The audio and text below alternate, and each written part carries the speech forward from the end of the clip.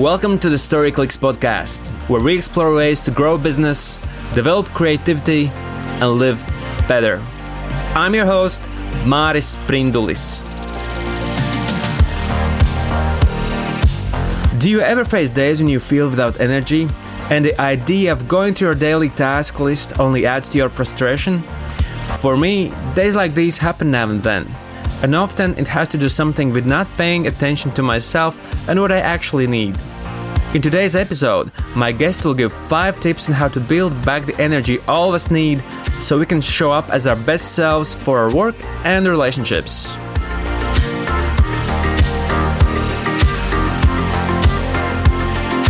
My today's guest and friend is Dale Connelly. Dale is a therapeutic coach who knows that psychological tension can disrupt what is possible in a person's life. Dale believes emotional relaxation is critical to helping others build a life well lived. Dale, his wife, and 2 children reside in Colchester, a city in the United Kingdom. They regularly enjoy being in nature at the many forests and coastlines surrounding them. Wherever Dale is in the world, he always looks for a good view and a water to swim in. Dale is pursuing a Diploma of Higher Education from Anglia Ruskin University in Specialist Clinical Therapy and is currently on a coaching assignment with NHS England. His mission is to help people express their emotions and recognize emotions in others.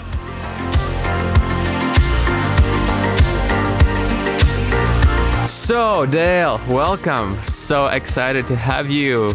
You are my friend. You spent years in marketing, years in therapy, in coaching, and you have all this wonderful life experience that gets to be shared today. I have different roles throughout my day.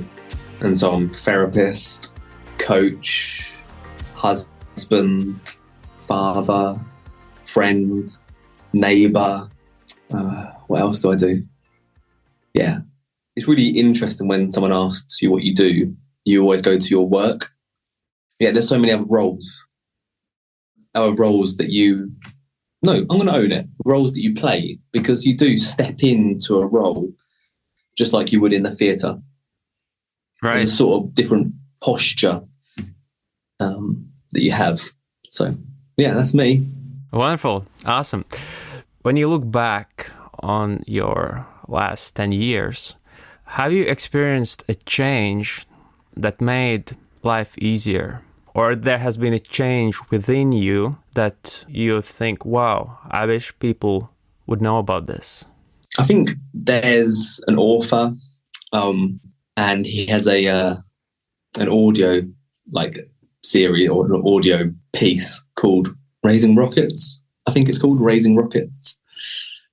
And in that, or on that audiobook, he says that the greatest gift that you can give your children, and I'll add to give those around you, the greatest gift you can give people you interact with is to be fully alive yourself. And so that author's a guy called Rob Bell. But, I believe, you want to do things that make you feel alive for your children, but also for your patients, for your friends, for your neighbours, for your wife. And so for me, that means sometimes feeling like you're being experienced by others as self-centered. And when actually you're doing that because you want to be fully present and fully alive with others. And so for that, sometimes that means that I have courage to cancel meetings. If I'm not going to feel fully present, I'll just cancel the meeting. Because even on, I think like one of the things is to have the courage to express how you're feeling in the moment, and to do the work to be fully alive. So I think there's two things that I'm describing here. The first is, so let's concentrate on the first part. So the first part is to be fully alive. Okay, so for me that means that I really frequently will want to go swimming. I love the opportunity to swim because of the lack of distractions. It's just you and the water. There's no technology. There's something about the whole body moving like through the water. So I have to swim. I know, my wife Catherine, my true love, she always knows when I've not been swimming because I'm not feeling fully alive. Or when I've not been around nature, like I'm drawn towards the ocean. I'm very much drawn towards water. So I think what makes me feel fully alive is being immersed in water, being able to look at water, like look at the ocean and rivers, being able to drink water. Like it's being able to feel water come down from the sky. Like all of that actually makes me feel fully alive. So I know that. So like it's raining right now where I am. I love it. I love being out in the rain. It makes me feel fully alive. So just knowing yourself and knowing what you need. I think that's the first part. And the second part is also having courage when maybe you're not feeling fully alive. It's having courage to cancel those meetings. And what I was going to say was on Saturday, this Saturday just gone, I had a really busy time with patients. I had a lot of patients, and in the doctor's surgery that I serve in, and I came to the afternoon and I was with family, with my wife and children, and we went to the library. And the library is normally a very quiet, peaceful time. It wasn't on this Saturday because there was a Lego workshop happening. So it was really, really busy with children. There was lots going on. And then we saw a couple, husband and wife that we know and their children. And I had the courage to turn around to the husband and say, I just don't have capacity for a conversation with you right now. And I just had the courage to say, I just can't do small talk right now. Because in that moment, what I needed was to go into the book cases and find some books for the girls to read them at bedtime. I wasn't wanting to engage in a conversation. So courage and also self-care. Courage and self-care. So has it always been easy for you to recognize what you need, to notice that you need something? Part of my work as a therapist, or all of my work, is focused on children. And as part of my ongoing learning and studies, I've been studying lots of child theorists. And there's one particular theorist called Donald Winnicott, a pediatric doctor. And in one of his books, he said there's the most amazing thing, which, as I say, you'll recognize this series of events which is triggered when you were born and when I was born. And we're born from our mothers, and then we are fed milk, and we drink the milk, and then what most mothers will do is begin to pat your back, to burp you, to bring up air. Yet what Winnicott was saying in his book was, at that moment, you slowly begin to lose trust in what you need and what you can do and what capacity you have. So the human body and that baby and us as babies would have the ability to bring up the air that we need to. Yet someone intervenes and starts tapping our back. And so as you go through your life, you begin to lose, as you go through your childhood, your early childhood, into being a young adult, you begin to lose trust in yourself and what you need and what you can do. And you rely on other people because you want to fit in, you want to comply with families, with friendship groups, with cultures, or you get so much praise for being a certain way that you begin to act and pretend. Because, you know, if you do this, you get love. If you do this, you get praise. And so by the time you get to being an adult, you don't even know what you need. And you don't even know how to feel fully alive. You don't even know how to interact authentically with others. Because slowly over the years, your organic identity had been taken away.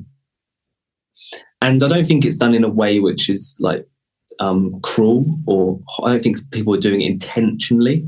It's just unintentional behaviors which begin to make you as a person lose your self.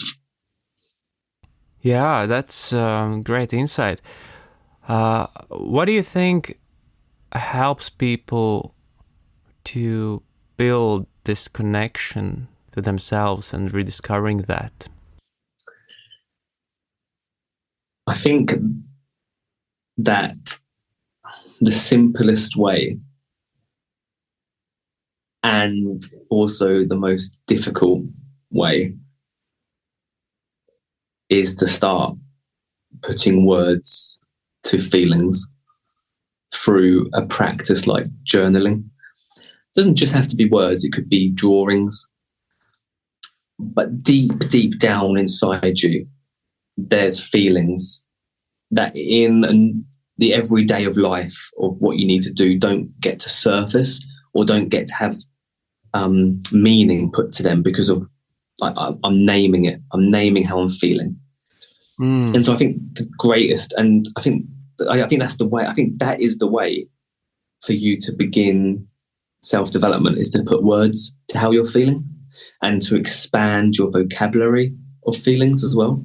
So there's like really helpful tools, like the emotions wheel, feelings and emotions wheel, where you can start off with like an emotion of happiness, and then actually see, oh, okay, actually I'm content, or okay, what does content? And you can keep going deeper and deeper into an emotion to understand it. I think that's a great starting place. So you would say that's a step one? Yeah, I'd say that's a step one. Is okay.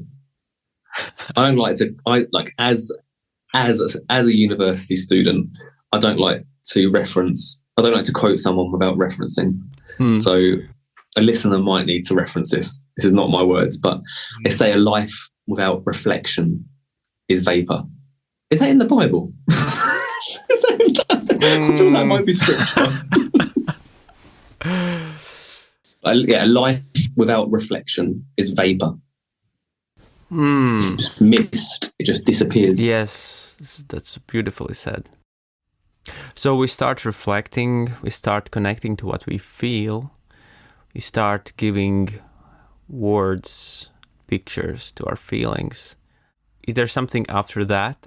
In my experience, once you start reflecting and you start that process of putting words to feelings, you then begin to understand what your body, your spirit, your mind needs.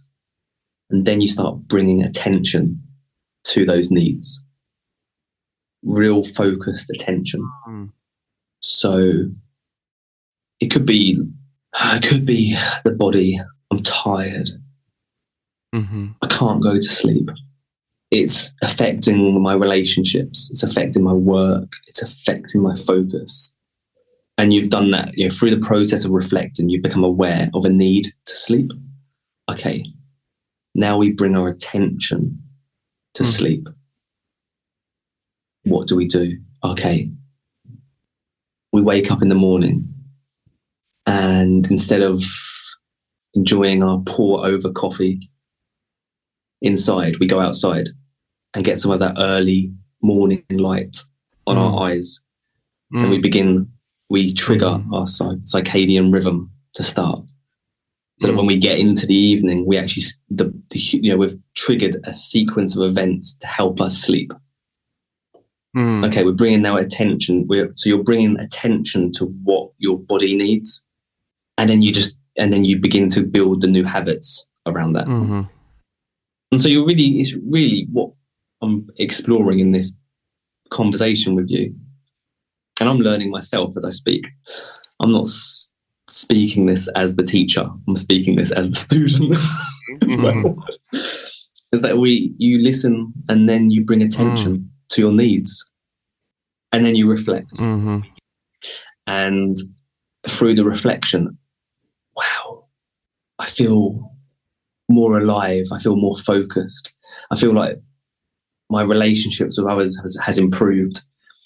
And then you're then imprinting in your brain, you're reinforcing a reward for what happens when you bring your attention. And then what you're seeing now is behavior change. Someone's behavior is changing because they're being rewarded, because they're observing it in the reflection of doing something intentional and bringing their attention. And so I think what I'm like outlining here is some really, this is really fresh awareness for me, because when I'm offering therapy to a patient, it's person-centered therapy. And so what that means is I'm not directive. It's a non-directive approach that just allows the patient to bloom in their own way, in their own time. But I think sometimes people need some steps, and they need a bit of a plan, and they need some direction. And what I'm kind of developing right now is a beyond therapy approach. So what do you need to do beyond therapy? Because if you're lacking sleep, if you're lacking something and you're not reflecting and listening to your body, and you're coming into therapy and just bringing what's in the moment, but you're not observing that part, I think there's more to it. I think there's something beyond therapy. And I believe totally in therapy. But there's something beyond it. It's not the only way. Therapy is not the only way to alleviate psychological tension. Because if we look at it with a holistic approach, there's way more going on. So way more like life rhythm, some other life experience. Well, I mean, it could be as simple as someone's chronically dehydrated. And so they can have as much therapy. They could pay for as much therapy or get as much therapy, but they're chronically dehydrated. The brain is starved of water. So you need to bring your attention to drinking more water, reflect, reinforce, so there's a reward. And the brain then, you become a person who drinks water, and you're not chronically dehydrated. Because the lack of water is putting limitations on the possibilities. It's like a simple act of drinking water. Wonderful. Yeah. If we would put this in some kind of order, like you beautifully stated that already in the beginning, how do we build connection with ourselves, right? First, you pay attention to how you feel. And you spend time reflecting on that through journaling, through drawing, perhaps? Yeah, so I think the order would be reflection. You reflect through journaling.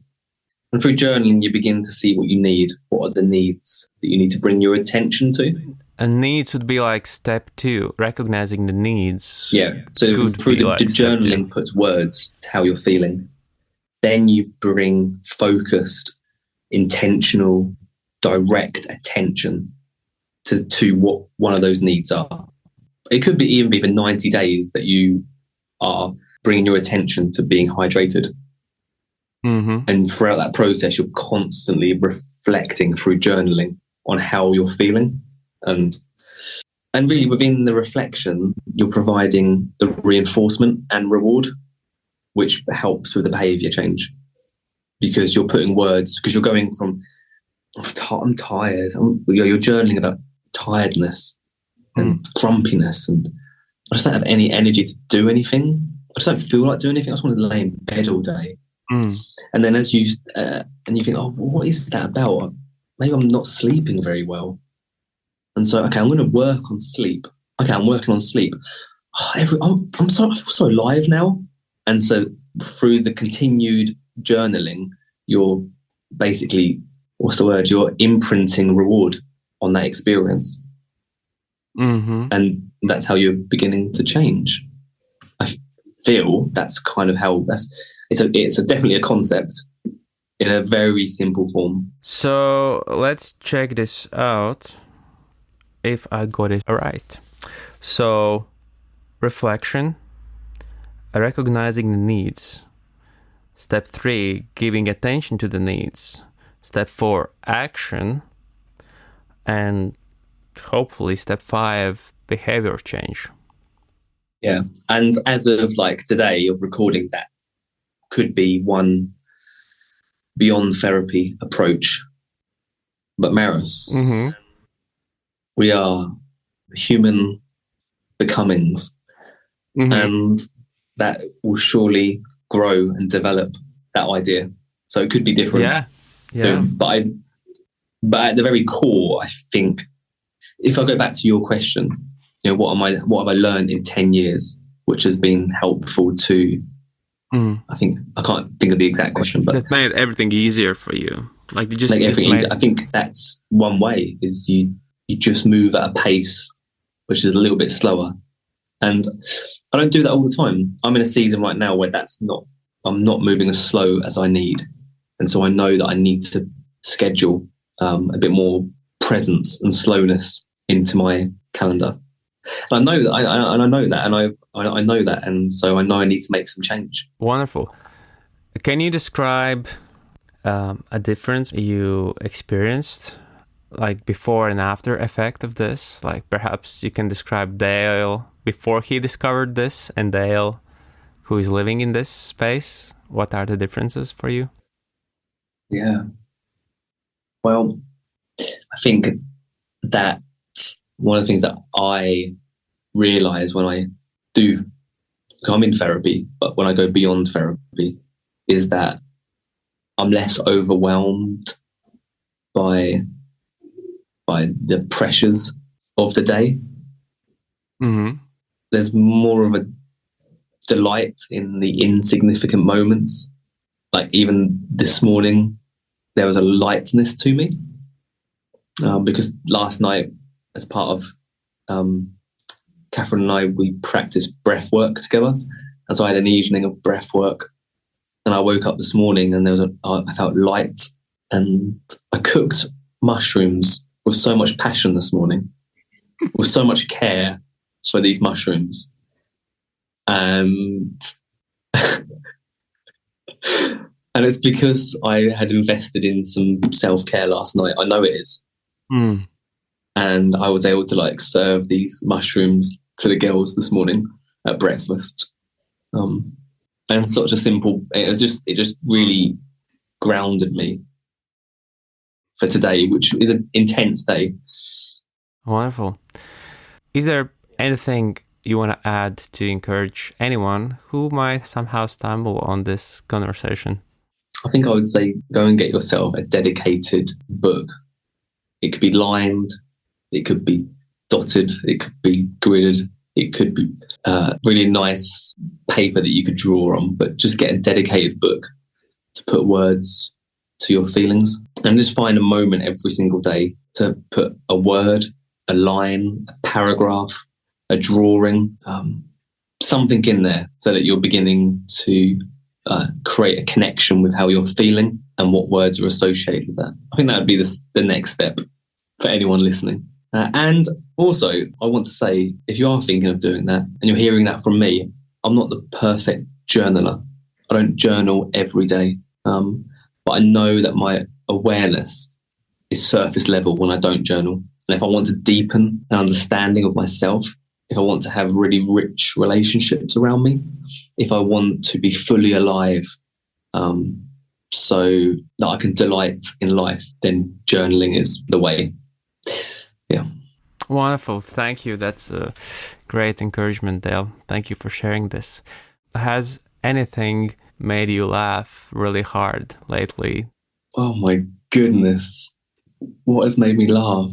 That's such a good question. I can't think of a specific moment of when I've laughed. I laughed recently last night, but I can't share details of why. But why? Tell us the details. But the person I laugh with the most, I just can't stop, and is Catherine, my wife. And once something gets us, it gets us. It gets under our skin, and we just can't stop laughing. So I like the uncontrollable laughs where you just can't, like, that's kind of how I love those. So I'm not like a massive out loud laugher, but I just can't continue. I just can't continue. That's the laughter I like. Love that. That's awesome. Did something pop in your head just as a final thing to add? As a final word, that your and my family, co-workers, friends, neighbours, they deserve for us to show up fully alive. So do what you can. Do all you can. And that could mean being self-centered. But it will reap really good rewards in your relationships. Thank you. That's a mic drop. Thank you for listening to the conversation with Dale. I am so grateful that Dale has so generously shared his insight. I hope you can apply these 5 tips on how to build back the energy so you can show up as your best self for your work and relationships. Learning to recognize what we need to feel fully alive can help us live more authentically and meaningfully. Journaling your feelings is a great place to start. Check out the show notes in your app or go to storyclicks.us/podcast, where you can find the resources mentioned in this podcast. If you enjoyed this episode, subscribe to our podcast, share it with someone who might benefit from this, and leave us a rating or review. Your feedback helps us to improve the show and bring you more great content. Thank you for tuning into this episode of our Story Clicks podcast, where we explore ways to grow your business, develop your creativity, and live better.